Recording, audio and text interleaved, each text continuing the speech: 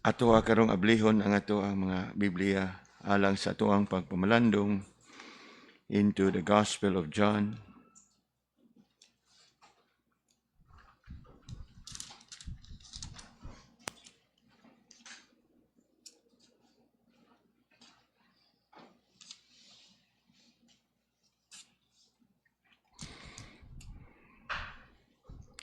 The Gospel of John, chapter 5.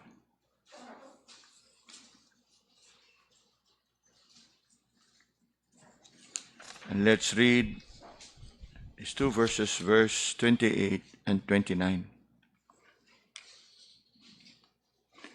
The Gospel of John, chapter 5, verses 28 and 29. We invite those that are with us online to please to join us in reading this portion of Scripture from John chapter 5, verses 28 and 29.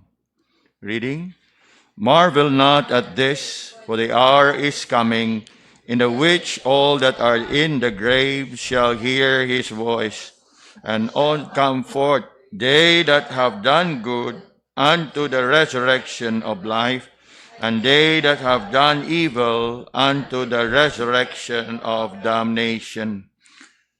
Lord, sa amoa karon nga pagpamalandong sa pulong, we ask for your mercy and grace, even for thy Holy Spirit to work and to guide us and teach us and to enlighten us as we consider this portion of thy word for our edification and comfort. Salamat sa imuhang pagdala sa mga kaigsuunan dinhi sa balay simbahan, iningatak na sa kagabhion, for a time of meditation and prayer. Thank you also, Lord, for a time that we can sing and offer our voices unto you in praise. We ask, O Lord, that thou hear and even bless us as we seek to have a mind of Christ and to have a heart like thine, O Lord, sama sa amo ang giawit. May you be pleased to grant us that desire, that we would all grow in grace to be conformed more and more into your Son, the Lord Jesus. Nga sa maong paagi, kami sa amua nga tagsatagsa ka mga kinabuhi, mamahimo nga panalangin ngadto sa uban, that we would be a blessing, even a testimony and witness to people around us, especially to those who are outside the household of faith. Padayon, Ginoo, nga ang among kinabuhi magagiya kanila nganha diha kanimo. And even tonight, as we look into your word, again we ask that thou bless us with your wisdom, knowledge, and understanding, that we may continually grow in grace and bear fruit, much fruit, O Lord, for your glory and honor. Prepare us as we hear the meditation of your word, as also as we come to you in time of prayer. All this we commit to you with thanksgiving. In Jesus' name we pray. Amen. Looking at these verses nining kagabhion, mga kaigsunan, which I believe is very familiar to many of us, I'd like us to consider this message I titled, "Marvel Not at This." Marvel not at this. Obviously taken from the very first words of verse 28, the words of the Lord, in which he calls upon his disciples and every one of us, marvel not at this. The Lord in here is speaking about this glorious experience that we know so well as the resurrection. Now, there is something interesting in here. For every time we speak about resurrection, we often think of it as an experience reserved only for believers. So it is with everlasting life. Maghisgot na ganita og pagkabanhaw, maghisgot na ganita og kinabuhi nga walay katapusan. we often think of these experiences as reserved only for believers.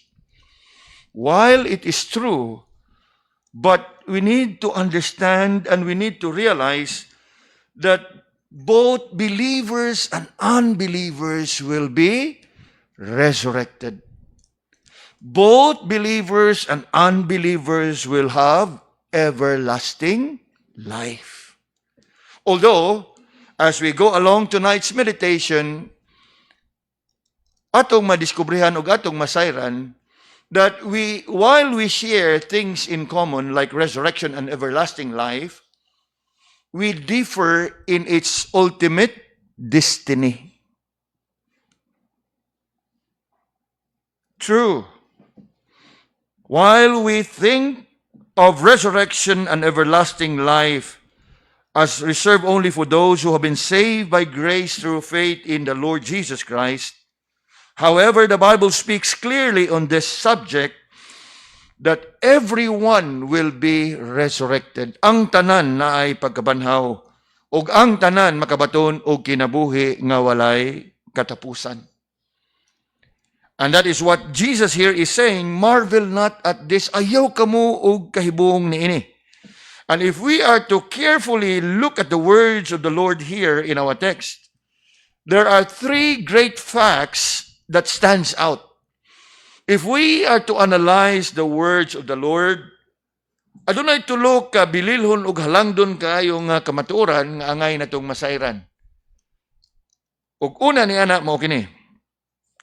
All the dead shall be resurrected. That's the first one. Look again in verse 28.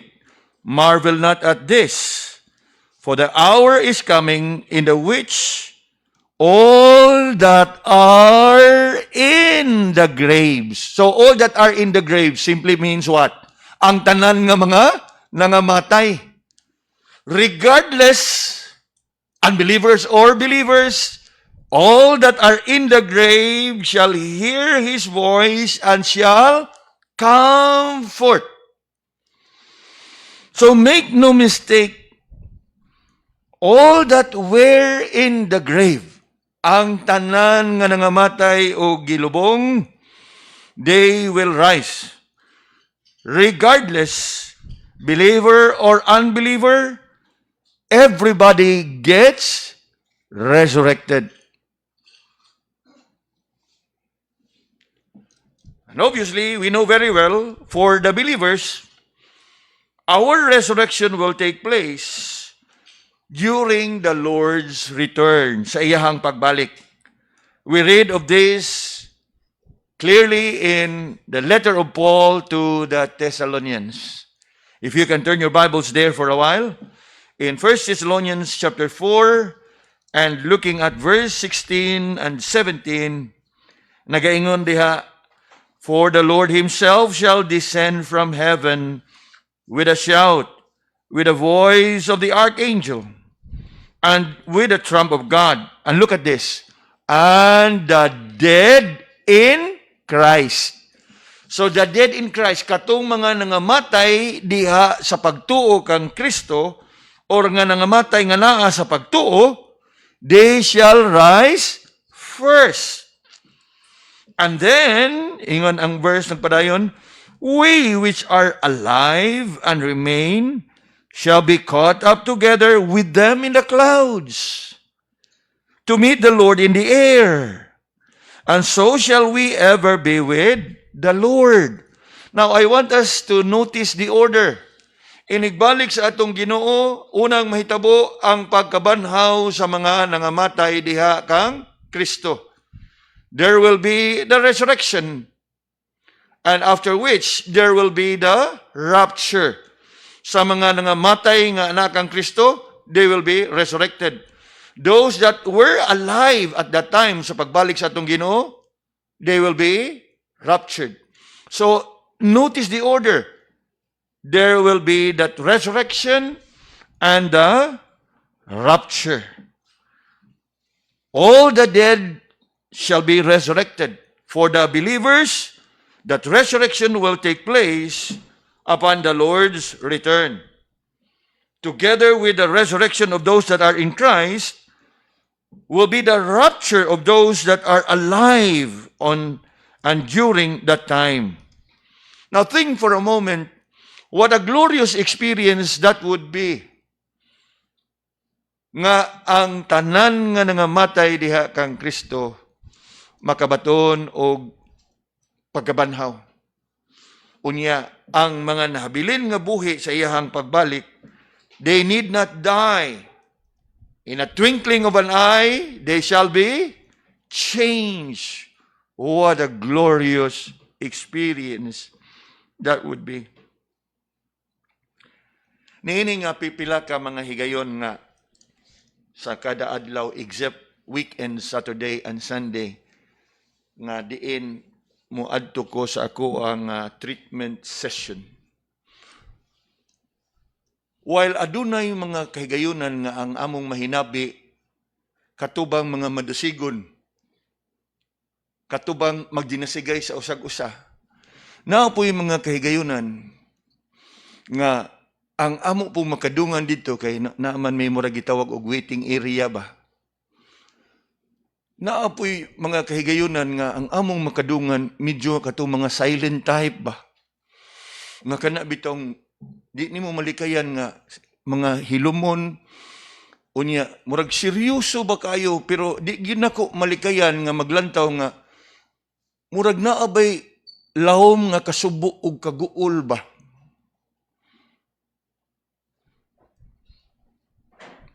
Perhaps tungod sa ilahang kahimtang, tungod sa ilahang kondisyon, nga murag sa ilaha, literally, of course, sama kanila, we also live from day to day.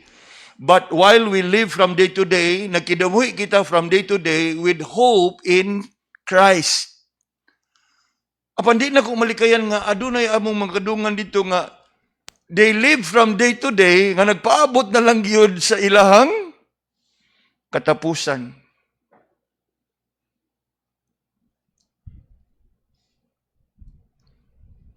Nga sa ako ang bahin, ug mga lantaw ko ba sa ilahang mga kahimtang.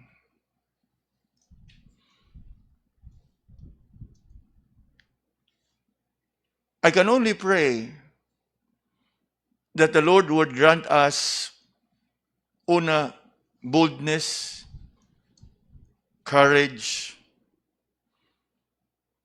nga ato abang duol ug masangyawan sa Ebanghelyo. Apan sa usang bahin, adunay gitawag nato og reservation kay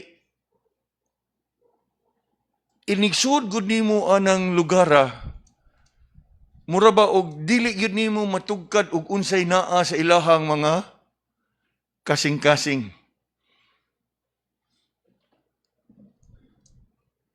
Salamat sa Ginoo og responsive sila og imuhang suryahan. But somehow naagi dako nga mga posibilidad nga they may not be comfortable to talk about sa ilahang kinabuhi. For obviously, they are so enclosed and encumbered sa ilahang mga sitwasyon.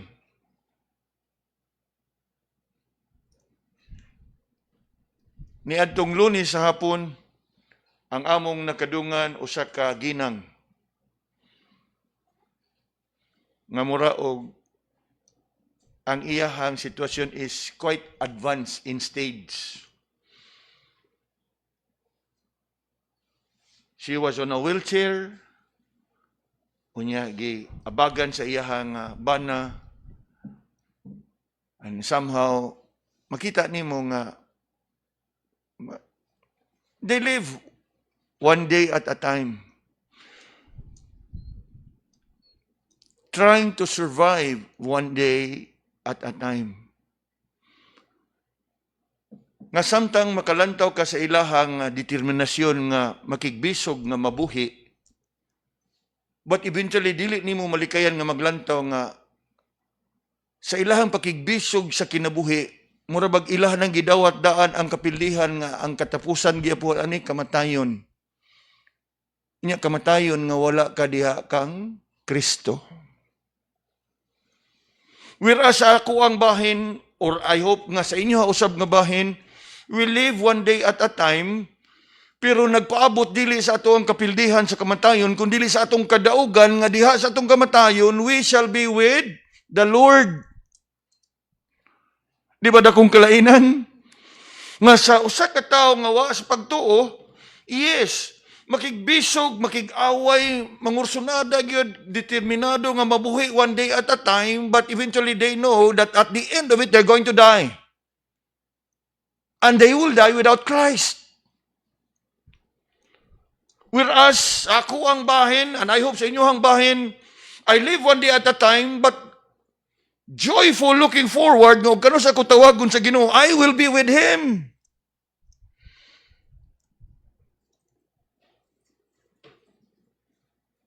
So dako kaayo nga kalainan. But the fact remains that believers or non-believers, kitang tanan mga matay.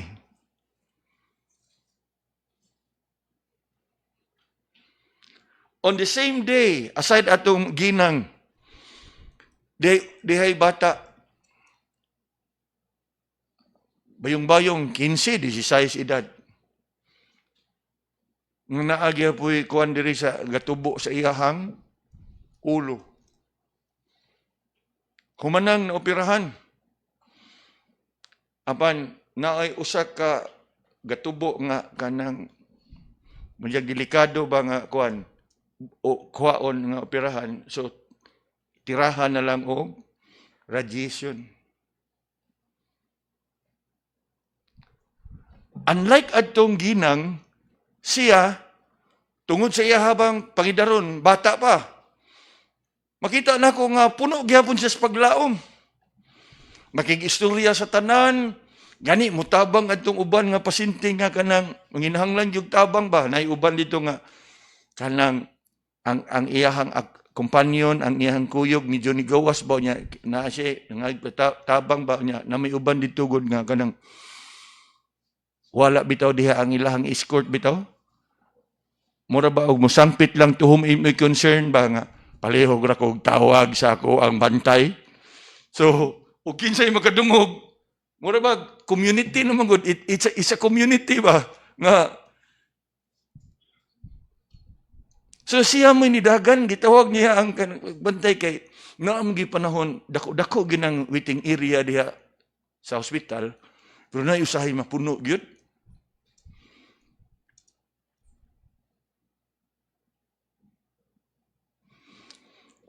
That every day sa ako ang bahin,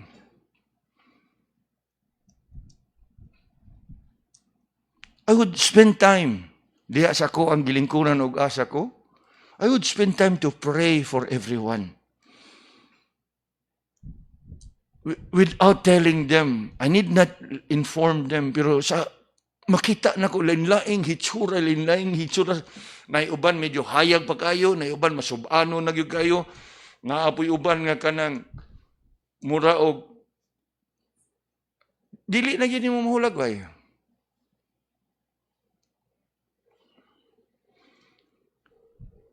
Nga inig-adto nimo dito mga igsuon, makita nimo ba if we can use the term nga naiuban dito mingon nga kana bang ingon pa nato terminal, in a terminal stage, a matter of time, weeks, months. Na puyuban nga it's a matter of transition nga going towards recovery sight. And somehow sa ako ang kahimtang, of course as a pastor, it give me some time to reflect sa realidad sa kinabuhi. That no matter how long you will live here on earth, and no matter how healthy you will be, regardless, one day soon we are all going to die.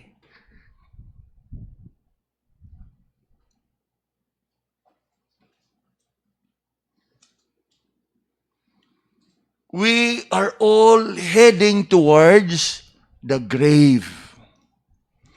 And that is what we read here. Marvel not at this, for the hour is coming in the which that all that are in the grave shall hear his voice and shall come forth. Unya, sa ato ang paglantaw, for the believers, what a glorious experience that would be. Kaya nga naman, ang atong kamatayon, kadaugan. Sa mga dili magtotoo, ang kamatayon, kapildihan. Dako yun nga, kawadon. Maubitaw ka na nga oftentimes, naagani mo panaw, we often hear, sorry for the loss. Kay giisip yun na nato nga ang kamatayon usa ka kapildihan o kawadon. Dakong kawadon ang pagbiya sa ato ang igsuon, dako nga kawadon. True. Apan kanato nga mga Kristohanon, taliwa sa atong gitawag og kawadon, kadaugan kana ni adtong hingtungdan nga na matay. Remember what Paul said? For to me, to live is Christ, and to die is gain. Ug naa diha ang dako nga kalainan. Yes, all of us will head towards the grave one day. But alang ka nato nga mga Kristohanon, ato ang pag-atubangon ang kamatuoran that one day we will head towards the grave in victory and triumph. But not so kung dili o wala ka sa pagtuo kang Ginoong Jesus. And so it is as we speak of the resurrection. While we tend to think about the resurrection as reserved only for believers, no. All that are in the grave will be resurrected. And so we've just considered that portion that says and describes to us the resurrection of the believers, which the Lord Jesus refers to as resurrection unto life. Now, after that resurrection unto life, we read of the resurrection unto damnation in verse 29. And this resurrection unto damnation will take place 1,000 years after. Now, if you turn your Bibles for a while to better understand what Jesus here said, that they that are done good unto resurrection of life, they that have done evil unto resurrection of damnation, turn your Bibles to the book of Revelation. Revelation chapter 20.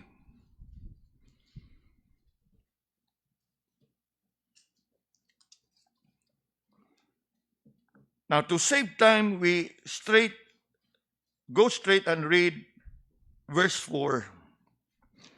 It says here in verse 4 of Revelation 20, "And I saw thrones, and they sat upon them, and judgment was given unto them. And I saw the souls of them that were beheaded for the witness of Jesus Christ, and for the word of God, and which had not worshipped the beast, neither his image, neither had received his mark upon their foreheads or in their heads. And they live and reign with Christ 1,000 years. But the rest of the dead lived not again until the 1,000 years were finished." This is the first resurrection. The first resurrection refers to the resurrection unto life. Verse 6, "Blessed and holy is he that had part on the first resurrection. On such the second death had no power, but they shall be priests of God and of Christ, and shall reign with him 1,000 years." That is the resurrection of the believers, also called the resurrection unto life, or the first resurrection. Now, after that first resurrection, there will be 1,000 years until the second resurrection would take place, when unbelievers will be resurrected in their physical bodies and stand before God and shall be judged. Now, again, to save time, come with me to verse 11 of Revelation 20. We've read that we will reign with him 1,000 years. Verse 7, and when 1,000 years are expired, so after 1,000 years, come straight down to verse 11. And I saw a great white throne, and him that sat on it, from whose face the earth and the heaven fled away, and there was found no place for them. And I saw the dead, small and great, stand before God, and books were opened, and another book was opened, which is the book of life. And the dead were judged out of those books which were written in the books according to their works. And the sea gave up the dead which were in it, and death and hell delivered up the dead which were in them. And they were judged, every man according to their works. And death and hell were cast into the lake of fire. This is the second death. So there appears a multitude in this, what we call as the great white throne judgment. Now notice, they were all resurrected to appear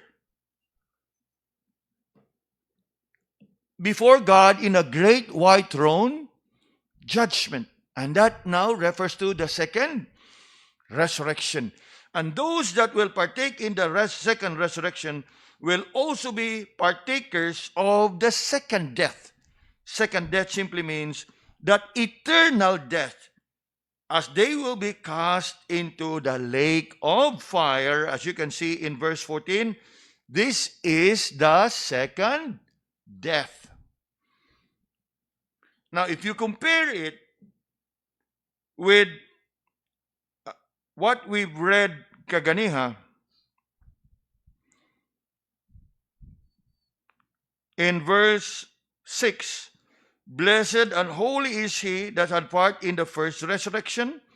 On such, the second death had no power. They will be saved from second death, which is eternal punishment. Now, naog sa makadiyot, in verse 5, the rest of the dead live not again. Kaya nga naman, the first resurrection at the resurrection of the believers. But the rest of the dead lived not until the 1,000 years were finished. So this is the first resurrection. The first resurrection is a resurrection unto life.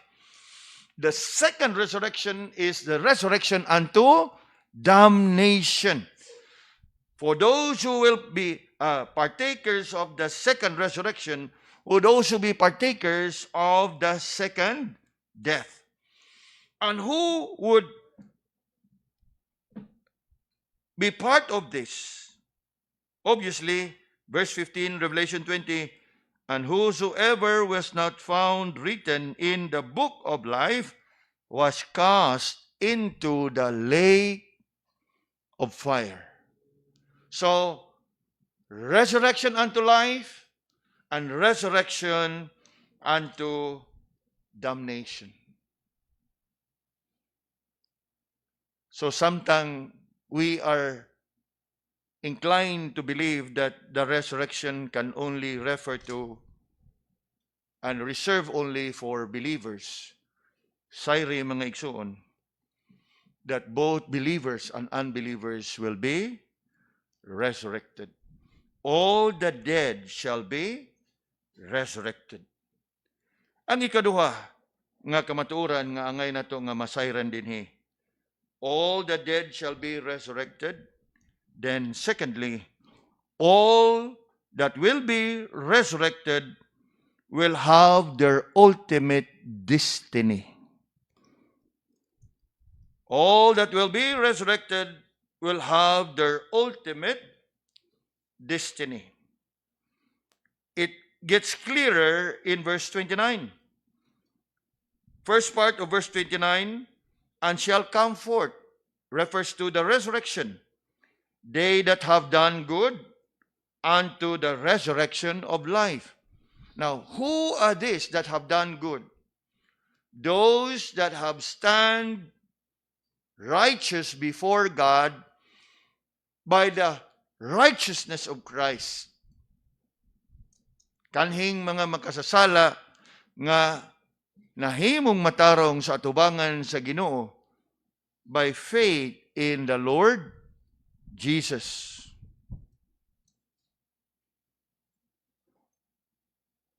Therefore, there is no more condemnation upon those that believe in the Lord. And so, who will be partakers of the resurrection unto life? They that have done good. And what about those that have done evil? The ultimate destiny is, yes, they will be resurrected, but they will be resurrected unto damnation.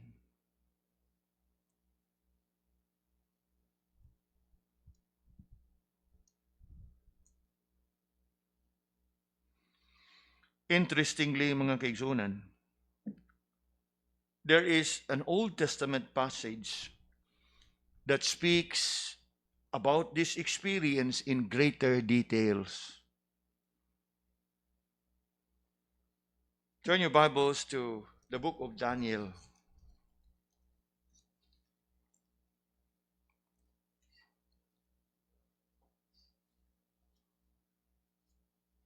Chapter 12.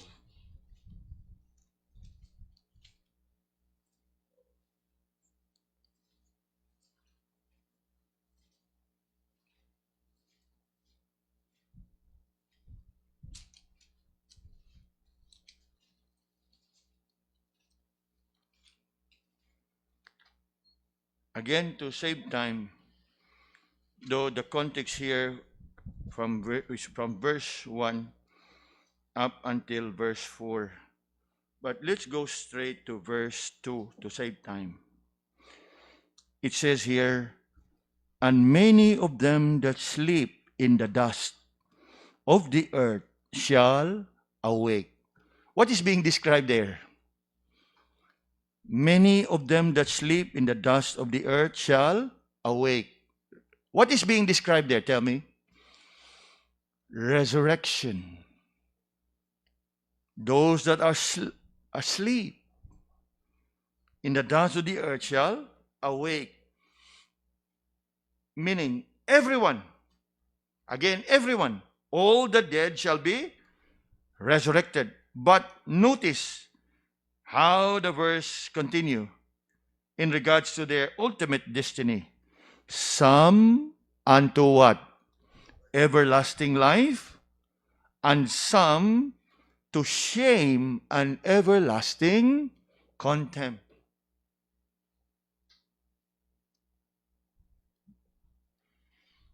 Daniel mentioned of two ultimate destinies. One is everlasting life. The other is everlasting contempt. Putting it in the words of the Lord, resurrection unto life and resurrection unto damnation.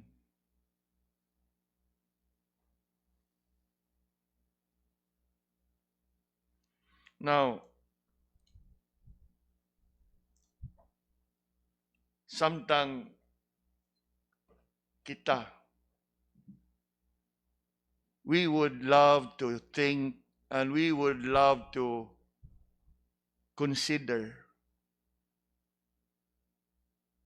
kanang gitawag natog pangindahay og panahon ba nga ang tanan nga atong mahal sa kinabuhi nga nauna ka nato, how we would love to think even wish nga silang tanan tuwa sa langit.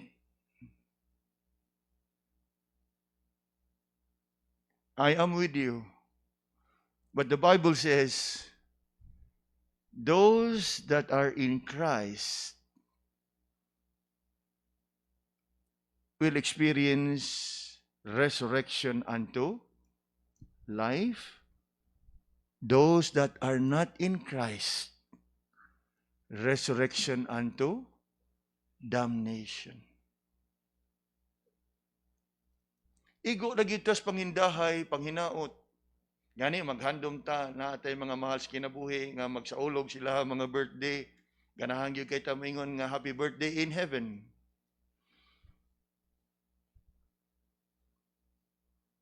Now, di na nato na siya dakpon nga issue because ato yun ang pangindahay og panahom. But if you know the Bible so well, kung katong atong mahal sa kinabuhi, wala sa pagtuo, asa to sila?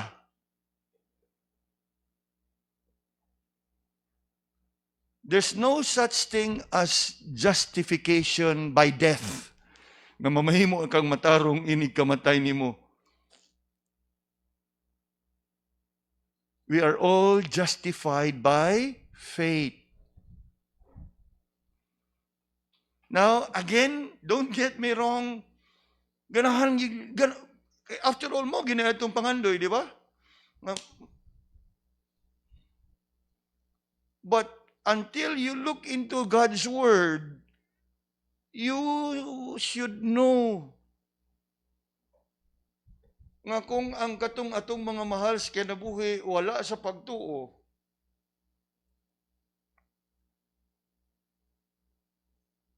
we know so well og asa sila. Og mao kana nga ato ni siyang sabton og ato agidon siyang sayron while naapata dinhi niining kinabuhi. Kay ang kaluwasan sa tao dili na gyud nila maangkon human sa ilahang kamatayon.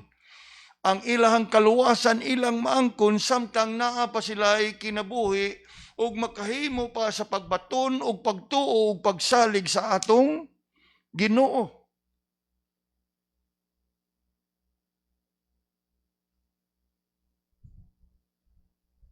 Nga again, balikan nato ang ako ang kanang burden o desire. Nga sa kaday ngadto lain-lain nga mga lain-lain nga kuan ba kay sa kagahapon ug karon manggod tungod atong Martes ug Lunes nang hangyo man ko nga sa hapon ang ako ang schedule tungod kay dito lagi mi sa Bohol atong Domingo unya kagahapon na ako'y klase sa buntag dinhi sa GBI. So lain-lain nga lain nga batch o lain-lain nga grupo ako na himamat. Whereas sa regular nako nga schedule anang buntag katupod ang usual nako nga mga kadungan. Nga mo lagi na lain-lain og aura ba, lain-lain og disposition. Nay uban masaligon, nay uban kanang determinado makigbisog sa kinabuhi. Pero lagi uban nga murag makita gyud nimo ba nga mas gipili nila nga maghilom, masub-anon, masulub-on. Nga mura ba magkuan ka nga unsa kay naa ani sa ilang hunahuna galihok no?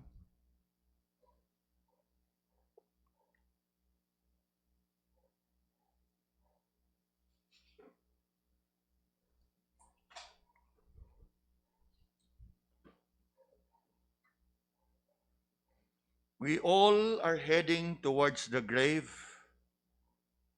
and thereafter, we can look forward to our resurrection.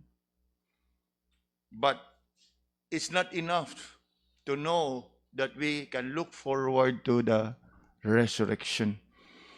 For there are two categories as far as the resurrection is concerned. There is resurrection unto life. There is resurrection unto damnation. nga samtang nga makapaabot ka sa imuhang pagkabanhaw. True. It should bring much comfort and assurance for those of us believers whose names were written in the book of life. Nga naman, for we will be resurrected unto eternal blessedness. Eternal blessedness. Walay katapusan nga panalangin. But what about the unbelieving? It's going to be eternal misery and woe. Think about that, mga kaigsuunan. Nga sa ato ang pagpamalandong niini. Now, let's pause and consider within our family circle. Pila pa ka sa ato ang mga mahal sa kinabuhi ang wala pa sa pagtuo.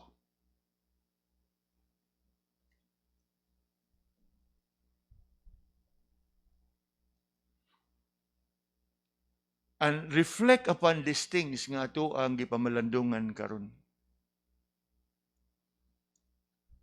The Bible speaks clearly about our ultimate destiny.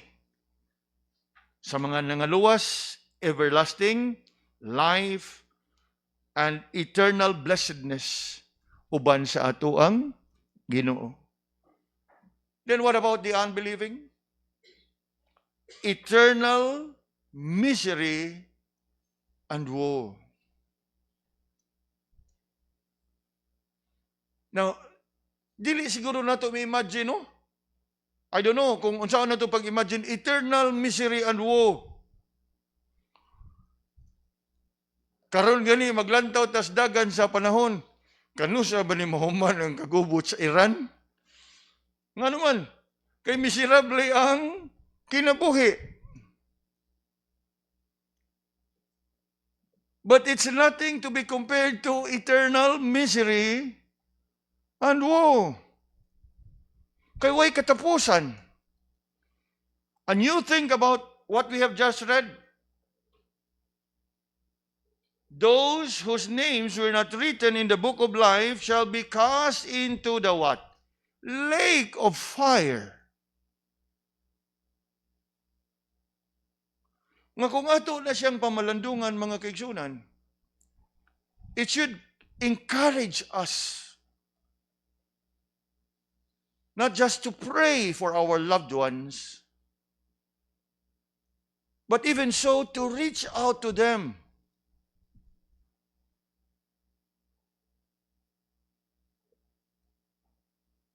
Kay lagi, the Bible speaks clearly about our resurrection. Resurrection unto life and resurrection unto damnation. Now, ang ikatulong nga kamatuoran nga ato ang pag-sayron dinhi mga kaigsunan is when the Lord here said that they that have done good unto resurrection unto life. I want to focus more on this as we consider our third and last point. What about those that will be resurrected unto life? All that will be resurrected unto life shall be rewarded. Samtang magtuo ta nga ang atong kaluwasan is in itself the reward, sayri mga kaigsunan, that there is more to it.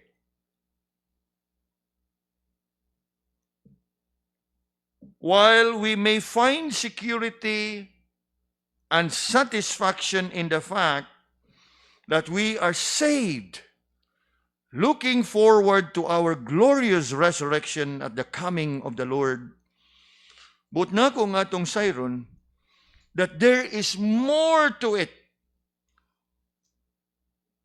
Yes, igo na siguro para nato nga, basta kay kasiguro lang ko sa kong kalawasan, Ngayon ni kahuman sa kong kinabuhi din his kalibutan, masud ko, luwas ko, makasud ko sa gingharian sa langit, okay na ko.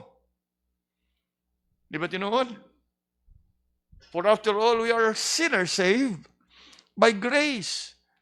Apan buot na ko nga atong sayron, nga ang atong Ginoo, while He assure us of our salvation from that very day nga kita ni dawat sa iyang anak ug atong gibutang ang atong pagtuog pagsalig ngadto kaniya. Sayri mga kaigsunan, that the Lord sa iyang pagbalik dili lang nga iya kitang pagabanhawon, kung dili iya usab tang pasidunggan. Kay sa iyang pagbalik, He will bring with Him His reward. Yes, while we may find security and satisfaction in the fact that we are saved, looking forward to our glorious resurrection, realize that there is more to come. We know this very well. The Lord Himself said in Revelation chapter 22. Now look with me at Revelation chapter 22 and look at verse 12. Revelation chapter 22 and verse 12. And here it says, the Lord here says, and behold, I come quickly, and my reward is with me. Now, sometimes this reward should not be our motivation. Upon, like it or not, the Lord will come bringing His reward.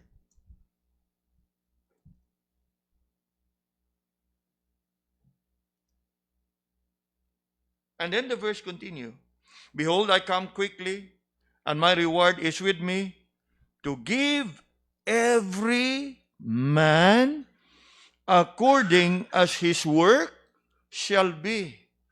Nga samtang para kanato, basta kay makasud sa gingharian sa langit, okay na ko. Now, may you be encouraged ni ini nga kamatuoran.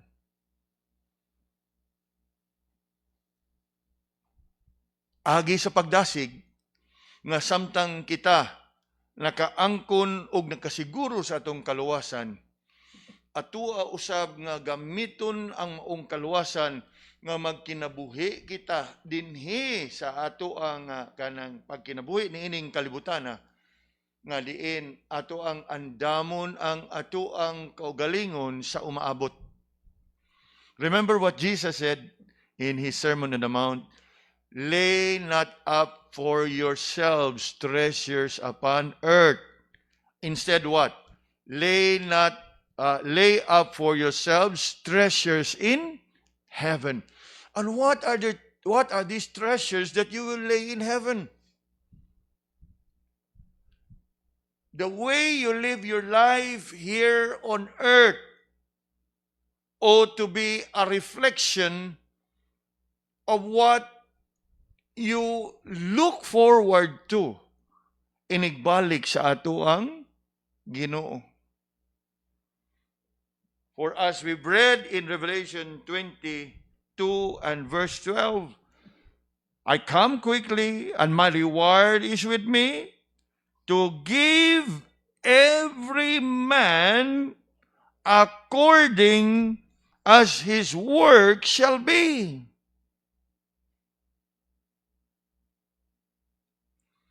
So kanindot kay sudungon mga kaigsunan, nga inigbalik sa Ginoo. Yes, ihat ang pagkakuhaon. Pero sa iyang pagkakuha kanato naapod sa gida nga mga pasidungog. Wow. It's not for us to speculate what those rewards would be, but it would be enough for us to know that there surely will be rewards. Apan atong lilion, mubalik ta ngadto sa Daniel. In Daniel chapter 12 and verse 3, adunay gitawag og paghulagway ang propeta in regard sa pagbalik sa atong Ginoo. Ato nang nabasa kaganiha ang verse 2. Let's read verse 3. Ingon diha, and they that be wise shall shine as the brightness of the firmament. So gilagway taniya nga daw sama sa mga bituon. And if you have lived your life here on earth wisely, you will shine as a bright star.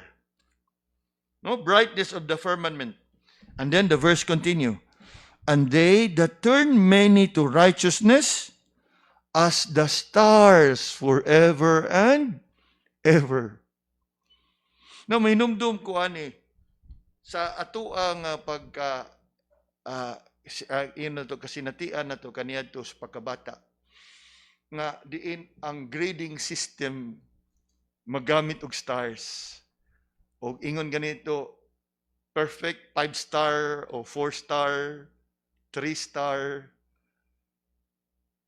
Maupod dinhi ang paghulagway ni Daniel. Of course, prophetic, figurative, pictures. Nga naay pasidungog. And iyang gihulagway diha, those that have lived their life wisely with discernment samtang nagkinabuhi nining kalibutan sila makapaabot sa pagkabanhaw, and they shall what? Shine as stars. So aduna siguro ug ato gining sundan ang iyahang figurative kanang description because it's a prophecy. So the wordings here is figurative, not literal. But even when it is literal, that explains nganong hangtod ka bisan kita diri gisubay gyapon na nato. Nay superstar, nay megastar, star. You know? Because it's a distinction. Are we following? But obviously, this is figurative. But be it as it may, the fact is that, yes, the Lord will recognize our labors. The Lord will recognize our service. The Lord will recognize ug unsa nga matang sa kinabuhi ang imong gikinabuhi samtang dinhi ka sa kalibutan para sa iyahang kahimayaan. And it is being described here as what? Look again in verse 3. They that be wise shall shine as brightness of the firmament.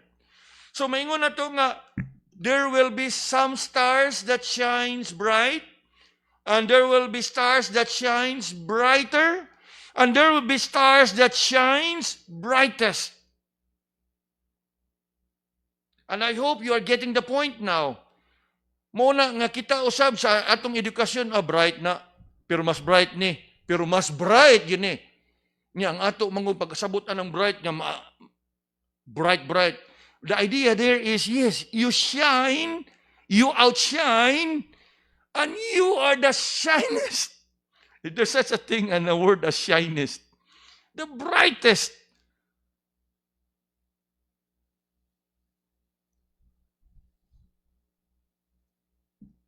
I hope nakuha na to ang idea. Kaya nga to ang understanding na dayon na ng bright. A bright na nga bata, smart, intellectual. True. But it's actually a recognition. As stars, you shine. You are bright. You excel. But if you excel more, you are brighter. Mas hayag ka. Are we following? And mo na gito, na bitaw na usahay ingon good. Napoy uban, unsa nang uban? Outstanding and most outstanding. And then some would excellent. So bright, brighter, brightest. Again, figurative, although we are more inclined to say, bright gani, bright, malaw mo na siya. But the idea there is actually a recognition nga, yes, because of your being intellectually endowed and blessed with intelligence, you shine bright. And that is why you are called bright. And then, sa mas maalamon pa, brighter. Di ba? Balik ta sa ato ang elementary days, kinsa man gyud kina-brightan. Di ba? So, if we follow this figure of speech here, who shines brightest? In other words, who excel above all?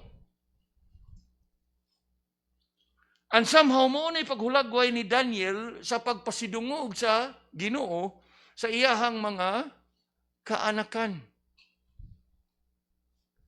That there will be shine bright, there will be that will shine brighter, and there will be that will shine brightest.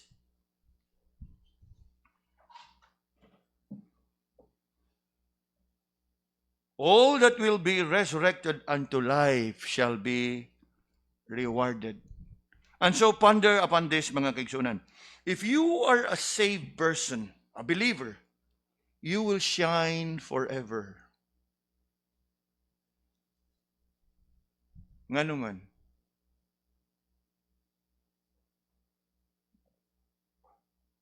Shine forever. Because these rewards will be forever.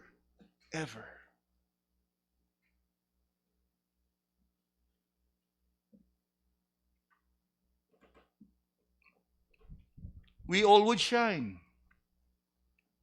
But there's more to it. Kaya nga naman, they that build wise shall shine as the brightness of the firmament. But, you look at the last part of verse 3, and they that turn many to righteousness as the stars forever and ever. Now, tutuki pag-ayo, they that turn many to righteousness. What is he describing here? They that turn many to righteousness. You know, mga kaigsunan, just when you think nga ang mo shine brightest dito sa gingharian sa langit, ang kadtong mga pastor o mga magwawali, this verse here refers to anyone, pastors, preachers or not. They that turn many to righteousness. You know what it means? They that would lead people to Christ. They that share the gospel. They that witness unto others, leading them to faith in the Lord Jesus Christ. These are the ones that shines brightest. While it is true that pastors and preachers oftentimes would be the one that would be leading people or sinners to Christ, sinners to become saints, but it does not refer only to pastors and preachers, but it refers to all. And as you can see there, and they that turn many to righteousness as the stars forever and ever.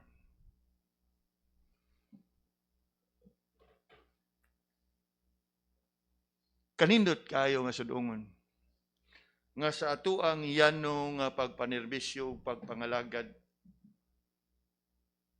sa kada higayon nga mga panghatag ta og gospel tracts, dili man siguro matali, di man siguro gyud nato ma-monitor, di na kinhanglan si San Pedro mungutana, kinsay ni sangyaw nimo gibanghilyo, GP, ding iskinaha, dapit dito sa may Watson. Di na kinahanglan. The Lord knows. You follow? And this ought to encourage us.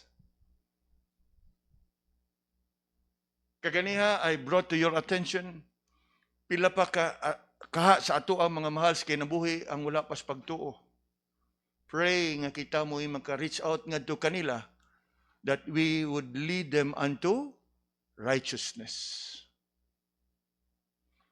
Double blessing. Makaangkon sila kaluwasan, you receive your rewards.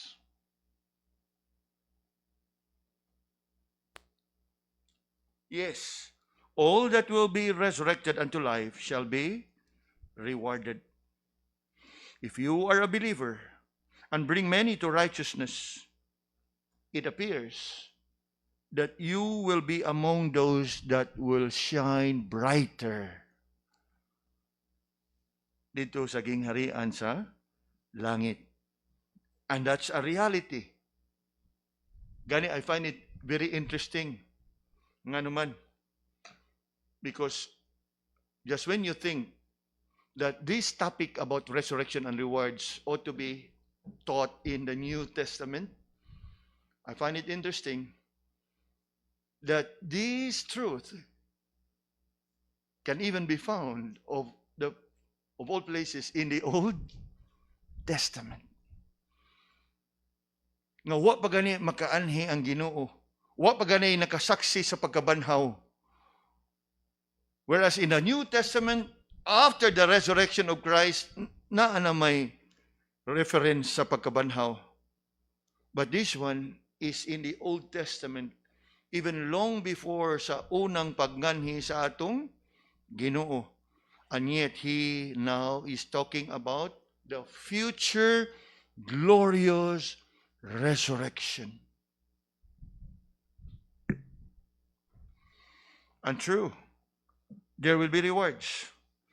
We read of the same in 2 Corinthians 5:10.